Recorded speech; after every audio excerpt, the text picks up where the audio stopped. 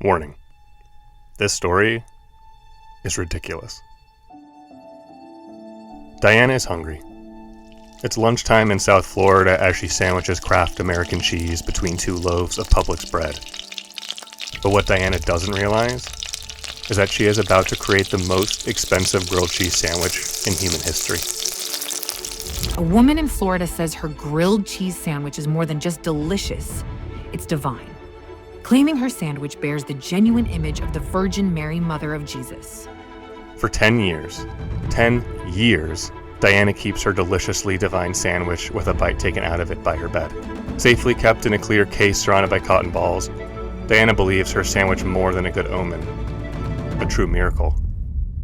It's not until her husband is diagnosed with terminal emphysema in 2004 that things change. With no health insurance, Diana decides it's time to sell her miraculous creation. Diana lists her sandwich on eBay. Thousands view it.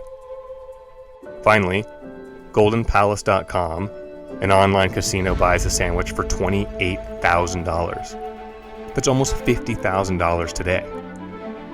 I mean, what are the chances, really, that not only the texture of the bread, coupled with the dispersion of butter on its surface, contacted the hot pan in just the right way to leave a burn mark with a striking resemblance to, well, anyone, but that such a rare toasting would then result in tens of thousands of dollars just when Diana needed it most?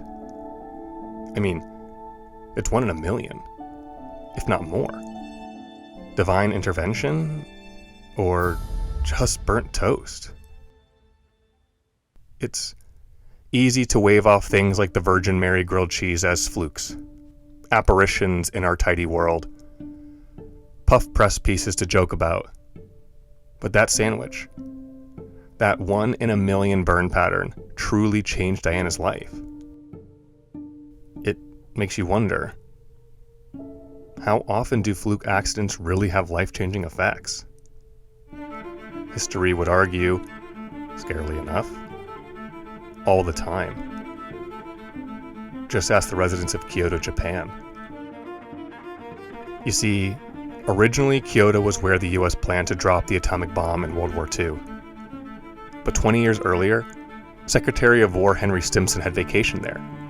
He didn't want a beloved memory destroyed, even pleading his case personally to President Truman himself. An arbitrary vacation decision made 20 years earlier saved hundreds of thousands of lives in Kyoto and cost hundreds of thousands more in Hiroshima and Nagasaki. The truth is that we are grains of sand living on a sand pile, precarious and ever-shifting. The movement of any grain capable of changing the whole pile. It may be trite to say you are 1 in a million, but did you know when you were conceived you were competing against 100 million other sperm? But what's even more mind-boggling is the realization of all the events that had to transpire to even get to that 1 in 100 million chance. As Brian Klaas writes in the book Fluke, your life depends on the courting of countless people in the Middle Ages. Grains of sand lost to history, tiny shifts made hundreds of years ago, integral to your very existence. At times, we may ponder the world deterministic, a why behind every action traced back predictably.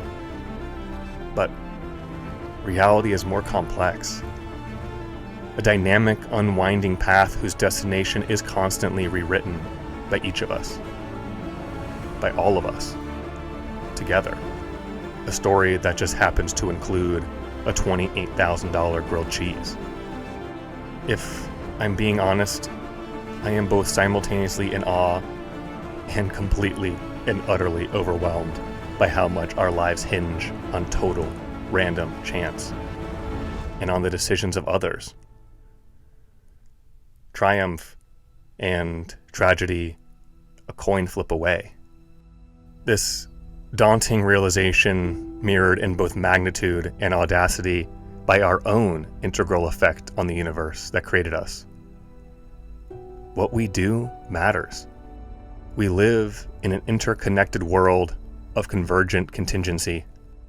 It wasn't just the way the butter sat on the bread or the dispersion of heat along the pan that caused the Virgin Mary grilled cheese.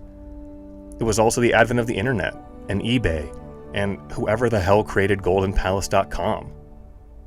Events converged to a point at which a random culinary fluke could produce the world's most expensive grilled cheese and change a woman's life.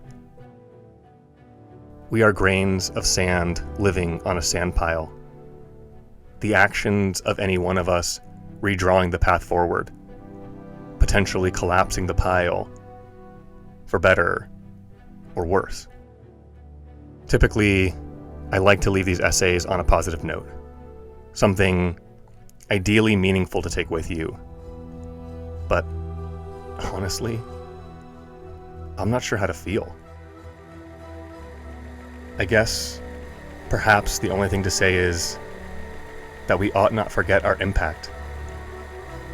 Often, it's easy to feel small, but we ought not forget that what we do matters in big ways, in ways we may never see. What you do now may allow someone else to exist or not exist, or create the world's most expensive grilled cheese. The stakes are high. We are each powerful, equal authors in the story of the universe. So, what will you write?